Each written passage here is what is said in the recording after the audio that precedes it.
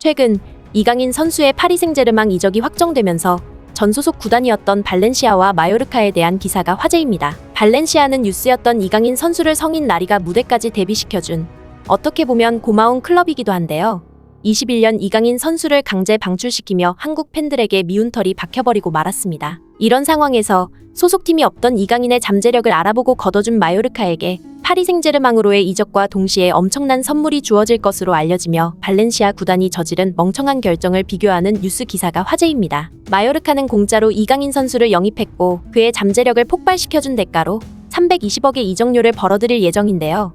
이적료 외에도 8가지의 선물을 마요르카에 안겨줄 것으로 알려졌습니다. 스페인 축구 소식지 데포르테에서 보도한 이 나머지 선물들에 대해 글로벌 사커에서 자세히 알려드리겠습니다. 발렌시아의 뉴스만을 전문적으로 다루는 스페인 소식지 발렌치아노는 오늘자 기사에서 이강인 선수의 파리 생제르맹 이적을 집중적으로 보도했습니다. 해당 소식지는 발렌시아는 올해 2부 리그로 강등당할 위기에서 극적으로 탈출했다. 그동안 발렌시아의 여러 문제점을 모두가 알고 있었을 것이고 그 문제점이 시작된 포인트는 이강인의 방출이라고 할 수 있다. 발렌시아는 10살부터 키워온 유럽 최고 유망주를 계약금도 받지 않고 공짜로 방출시켜버리며 팀 보드진의 판단에 문제가 있음을 여실히 보여주었다. 이것은 클럽의 역사상 가장 멍청한 행동 중 하나이며 왜 발렌시아가 강등권에 머물러 있는지 그 이유를 알게 해주는 중요한 대목이다. 라고 보도했습니다. 2021년 이강인 선수의 방출 당시로 돌아가보면 이강인은 자신을 키워준 클럽을 위해 이적료라도 구단에 안겨주기 위해서 짧은 계약이라도 맺은 다음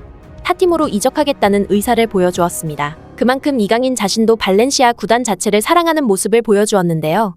이런 제안에도 불구하고 마르쿠스 안드레라는 브라질 공격수를 스쿼드에 추가하기 위해 이강인의 제안을 무시하며 그냥 자유계약 신분으로 방출해버렸습니다. 앞서 말씀드린 발렌치아노 소식지에서 언급한 내용과 같이 짧은 3개월 계약이라도 맺었다면 마요르카로의 이적료는 물론이고 옵션에 따라 지금 진행되고 있는 파리 생제르맹으로의 이적료도 어느 정도 수수료 개념으로 받을 수 있었던 발렌시아이지만 무명 브라질 공격수를 위해 10년 키운 유망주를 매몰차게 내버린 대가를 철저하게 치르고 있는 것입니다. 한편 이강인이 마요르카를 떠나며 이적료뿐만이 아닌 다른 선물들을 안겨줄 것이 스페인에서 화제를 모으고 있는데요.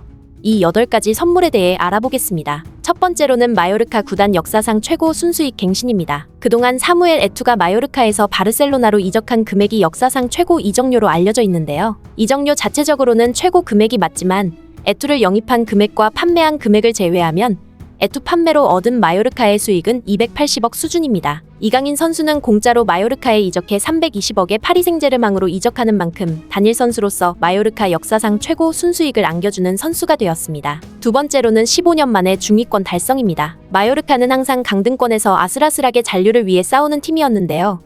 이번 시즌 15년 만에 9위로 시즌을 종료하며 새로운 전환점을 맞게 되었습니다. 세 번째로는 마요르카 최고 유니폼 판매 수익과 한국인 관중 증가에 따른 입장료 수익이 구단 역사상 최고를 기록하며 200억이 넘는 순수익을 뽑아냈습니다. 네 번째로는 원래 마요르카 자체가 제주도와 비슷한 휴양지로 유명한 섬이기도 하지만 이강인 선수의 영입 이후 마요르카 공항의 한국인 입국 기록이 공항 건설 이후 최고를 갱신하며 축구만 잘하는 게 아닌 마요르카 도시의 관광 산업을 다시 일으키며 호황기에 접어들게 만들었습니다. 다섯 번째로는 마요르카의 홈구장의 리모델링이 끝나면 이번 겨울 시즌에 마요르카와 파리 생제르맹의 친선 경기가 펼쳐질 예정입니다. 이 친선 경기는 이강인 선수의 파리 생제르맹 계약 조건에 포함되어 있는 내용이고 마요르카 구단의 리모델링 이후 첫 경기 이벤트를 파리 생제르맹과 치르며 역사적인 홈구장 데뷔전을 전 세계에 중계할 수 있게 되었습니다. 여섯 번째로는 파리 생제르맹이 프랑스 리그와 챔피언스 리그에서 우승할 경우 마요르카에 보너스를 지불할 것이라는 조항이 포함되어